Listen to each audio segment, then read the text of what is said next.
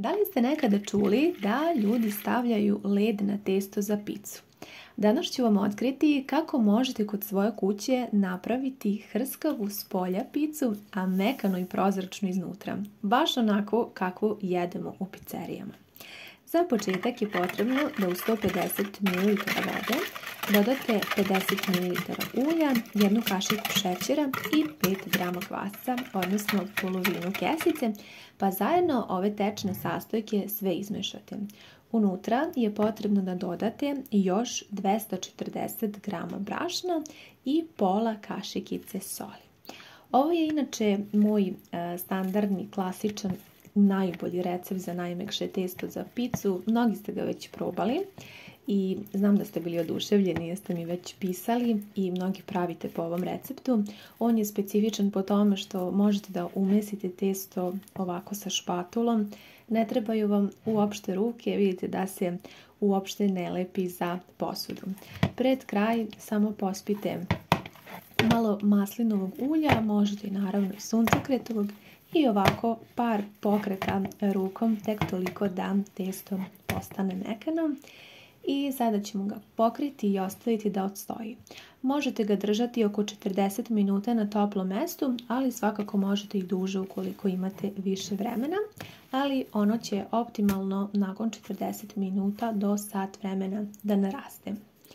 Sada je potrebno da pobrašnite vrlo malo podlogu i nećemo mnogo premesivati, tek evo ovoliko iz 2 puta, ništa više od toga. Ono što je potrebno jeste da sada ovako na malo pobrašnjenoj podlozi razvučemo ovo testo, jer sad pravimo, pa reći ću slobodno, picu u kućnim uslovima kao iz picerije. Ja nemam peć za pečenje pice, već ovako rernu, ali vidjet ćete kako će ispasti odlično. Razvucite ovako testo, s obzirom da je ono toliko elastično i mekano, i ovo je stvarno jako dobar recept.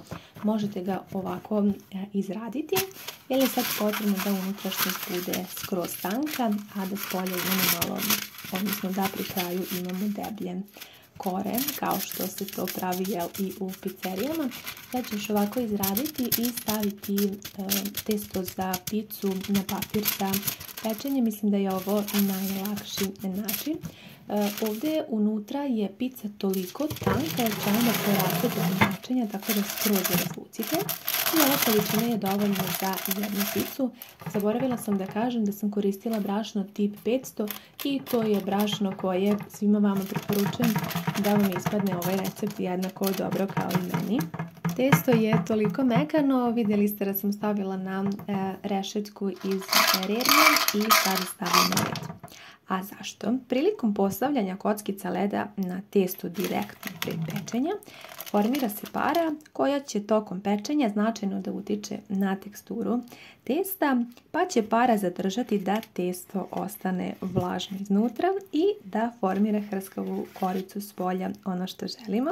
Rezultat je zaista nježna pica, prozračna iznutra, a savršeno hrskava s polja. Pekla se u rerni zagrejano na 200 stepeni, tačno oko 10 minuta. Ja sam je tada izvadila.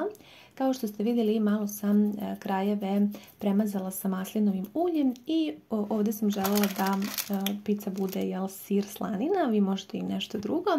Imala sam feta sir i malo pančete, pa sam sa time filovala i malo od gore posula origana.